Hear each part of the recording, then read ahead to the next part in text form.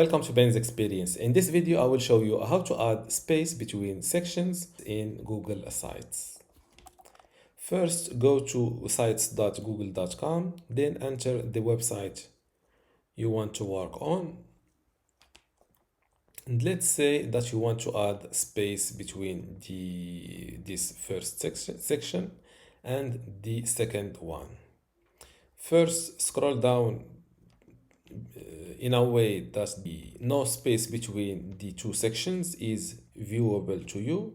Then scroll down and click on spacer. Let's locate the spacer element. This is it. Click on it and you will automatically see a free space or an added space between the two sections. Before I continue this tutorial, I would like to let you know that you can get access to my Google Sites online course today for free.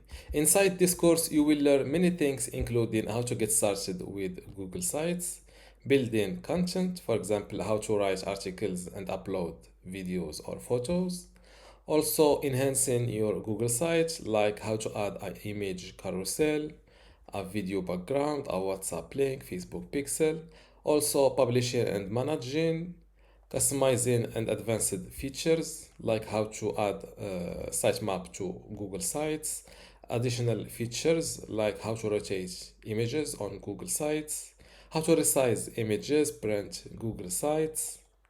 Also, another category of monetizing your Google Sites, for example, how to promote affiliate links on Google Sites.